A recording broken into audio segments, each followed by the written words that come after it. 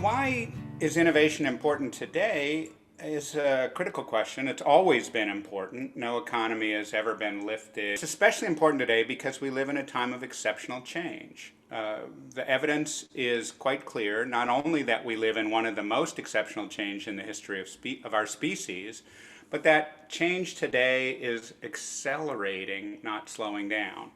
So for that reason, any government anywhere in the world that's not thinking about what it should be doing a little differently tomorrow than it did yesterday is absolutely falling behind. And governments that get a signature competence around innovation can count on making lives better for their citizens and lift their economies over time.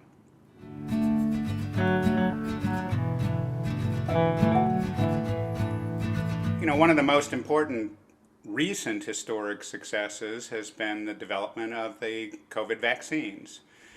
Normally a vaccine development is at minimum 5 years, often longer than that. We still don't have one for the AIDS epidemic. But in this particular case, thanks to government intervention in Europe, in the US, and elsewhere in the world, what we have is a public-private partnership that allowed most of the pharma companies developing vaccines to do so at zero risk, and therefore in a fraction of the normal time.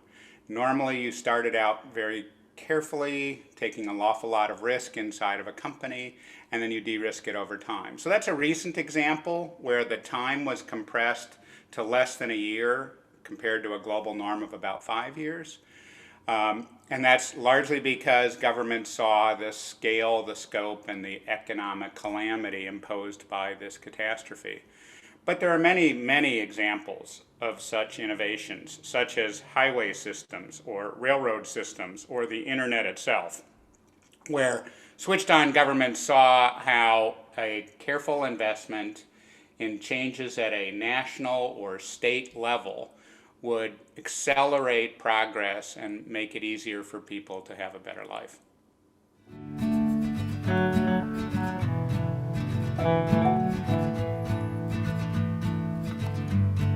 Spain has a special innovation agenda that it should be thinking about, and when you ask the question, what should Spain be focused on? Obviously, there's a lot of disruption imposed throughout the Eurozone because of COVID, and specifically in Spain.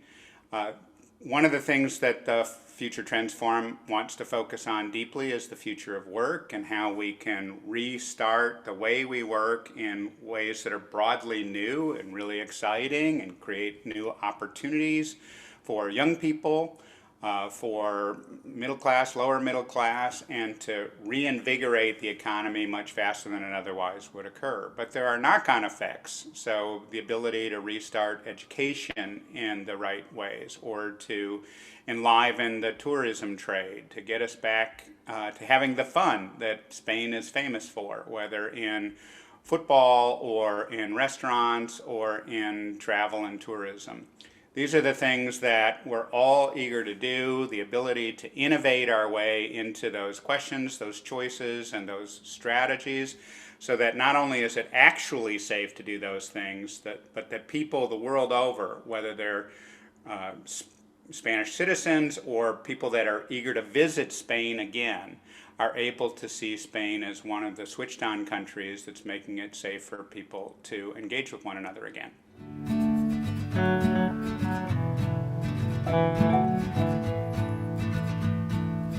Whenever you ask the question, who should lead the innovation revolution, the answer should literally always be everyone should be invited to participate.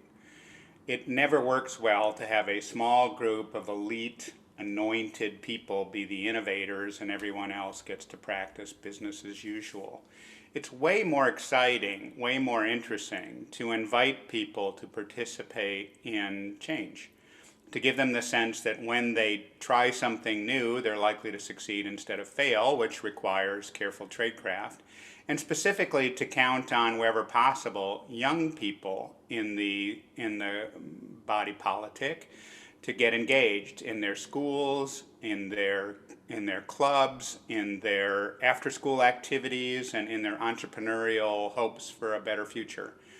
So my sense of how you get innovation to occur is to have the government establish strategic priorities for which it will reduce friction, the financial sector make capital available to allow people to take more risks, and the individuals involved to be given the right tools and techniques, which are sometimes counterintuitive, so that when they try to innovate, they're likely to succeed instead of fail. That's when it gets exciting and surprising. When you open it up to more participants and you trust the talent and you reduce the friction so that people can try new things, and we can allow more resources to flow to whatever's succeeding, you do in fact get the best outcomes. And it's often surprising and leads to periods of great change and great excitement.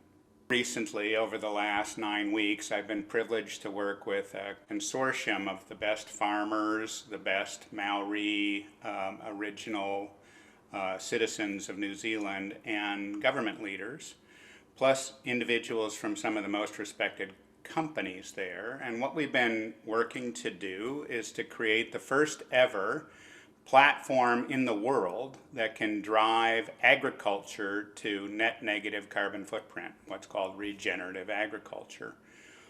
Today, in a couple of hours from now, we will be showing to all of those participating citizens of New Zealand the revolutionary ideas that they themselves helped to build.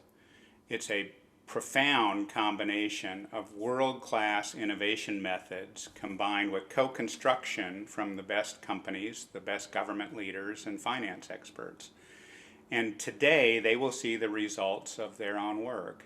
It truly is a revolution. It's really exciting. And it's exciting to have it authentically built in a nation like New Zealand, which has not that many citizens, fewer citizens in it than the city of Chicago, where I'm sitting right now, but 8 times that many animals. So it's a perfect place to create a revolution in agriculture that transforms how that sector uses energy and creates a long-term biodiversity, soil health, and strategy that it can export everywhere in the world. Spain can do the same thing. Once you pick an area to focus your innovations, you can create breakthroughs that are authentic to your nation, but end up being a gift to the whole world because it changes how we do things in a time of exceptional change.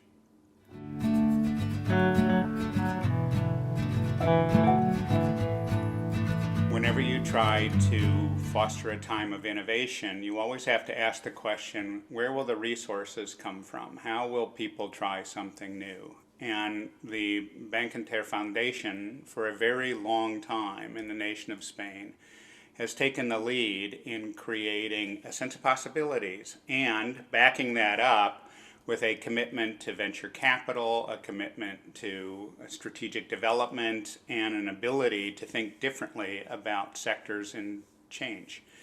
So I'm very excited about the chance for the Bankinter Foundation to do that again, trading off of its fantastic history of doing so for a very long time in an authentic way.